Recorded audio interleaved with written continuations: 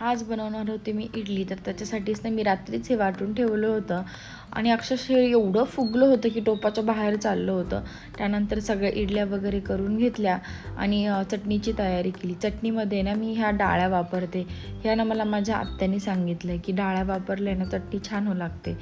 तर त्यानंतर आहे ना सांबार वगैरे करून घेतला आणि सांबारचं आणि इडलीचं घालायचं म्हणलं का लई राडा होतो भांड्यांचा. त्यानंतर जेवण वगैरे करून घेतलं. दुपारच्या टायमाला हे वेफर्स आणले होते तर तेच ठेवून दिले सगळे आणि संध्याकाळच्या टायमाला रानात गेलेली आजी ते लसूण व्यवस्थित बांधून ठेवते. वल्ला लसूण काढला आहे तर. आणि आज आम्हाला आहे ना अचानक मी रानात गेल्याच्या नंतर माझा भाऊ बोलला की आम्हाला वडापाव खायचा आहे, तर त्याच्यासाठीच ना ह्या तळलेल्या मिरच्या आणायला गेली होती आणि अचानक ठरलं की त्याला वडापाव करायचा आहे म्हणून थांब तू थांबच. तर मग मीही जेवायला थांबले आणि तिथला सीन एवढा सुंदर आहे ना, तुम्ही पाहूनच घ्या.